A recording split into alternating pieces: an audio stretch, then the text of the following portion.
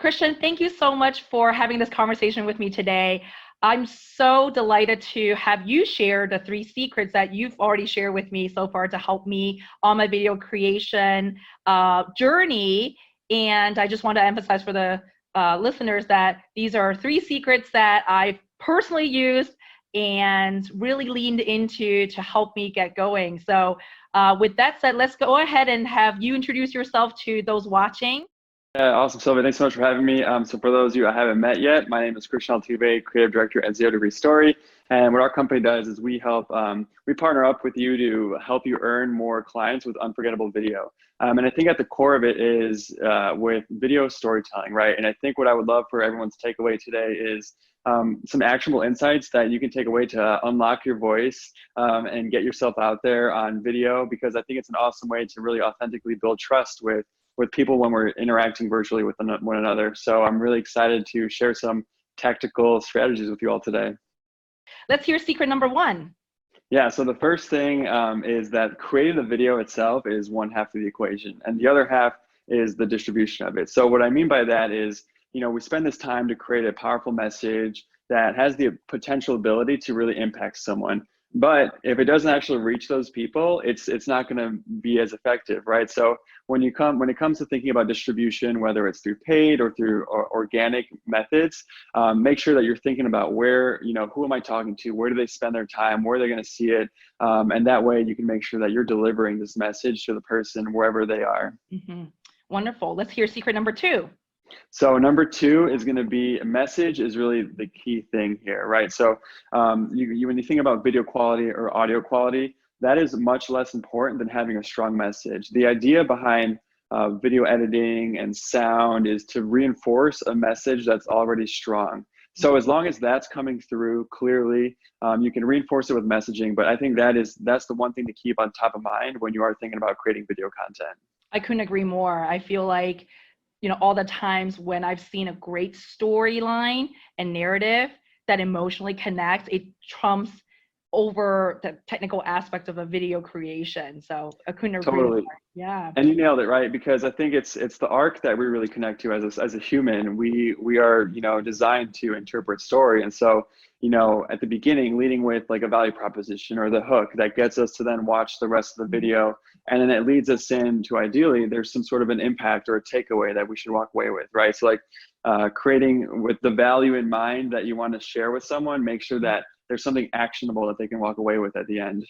Yeah, I absolutely lean 100% into this tip and secret in that as a sales leader, at the end of the day, it's really about bringing a valuable insights and message to the client.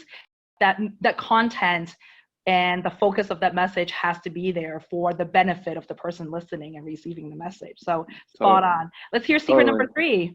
Number 3, it's like a not so secret is this, if for many of us, it's going to be the first time on camera and it's going to be uncomfortable. Okay.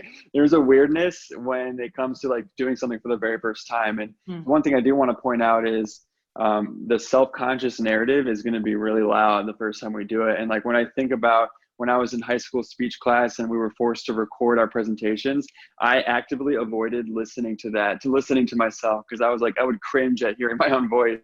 And that kind of same thing will apply. So I encourage you to like lean into it. It's going to be a little bit uncomfortable, but a motto I like to live by is start before you're ready, because when you lean into that growth and discomfort, you're going to grow. And as you get some repetitions, it's just only going to get better with time, and it's going to become more easy and natural to you.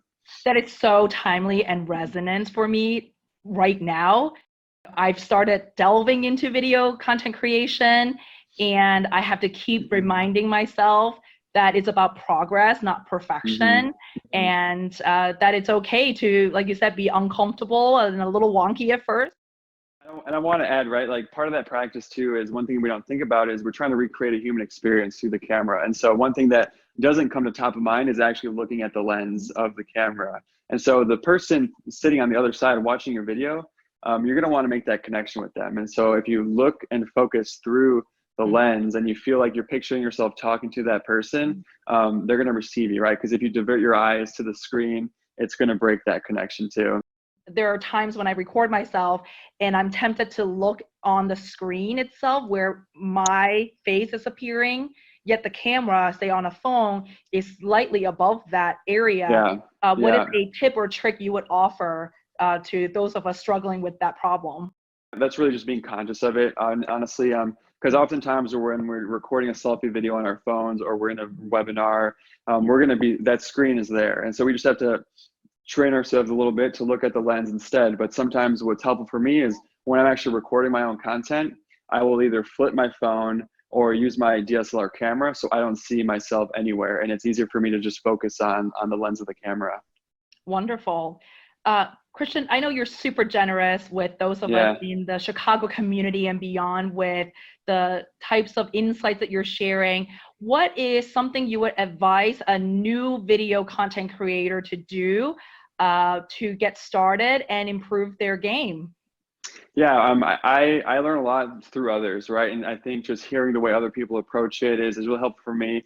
And if it's helpful for something for those of you who are watching, every week I have a weekly live Q&A to help people level up their video content. And we talk anything from smartphone video content to storytelling to distribution strategies and anything where we can help you give tactical takeaways and then start implementing and practicing in you. So I'm a big proponent of learning in community, which is what inspired me to kind of create this weekly touch point where we can get together and learn from each other.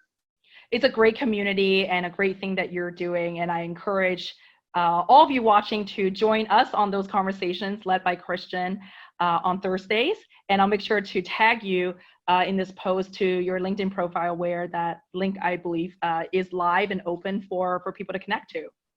Definitely. And Sylvia, I also want to share, right, because you showed up and we've met through a LinkedIn community, and I found that your feedback has been so valuable because while I may be perceived as someone who has a high level of video expertise, like from a cinematography perspective, because I'm now in a position where I'm trying to generate revenue for my business, coming to you as a sales leader and sharing you, hey, this is a video I'm thinking about sending to a prospect. What do you think? And you gave me some super great feedback that helps me improve my messaging. And so I think there's just always ways that we can evolve with one another. So I just want to say I'm so appreciative of knowing you and connecting you because it's been helping me level up in my outreach too. Oh, thank you, Kristian. Right back at you. The video content creation process was something that I never thought I would be able to do. And look at me, since we've met, I dove in with both feet and have fallen, but picked myself up with your guidance and support. So right back at you, my friend. Thank you so much for being a great thought partner and friend and supporter of not just me, but those around us as well. I really appreciate your generosity. Yeah. So thank you for this conversation today. I'm so delighted we got to talk again and look forward to reconnecting and learning more from you. Yeah, me too, Sylvia. Have a good one. Thank you. You too. Bye for now.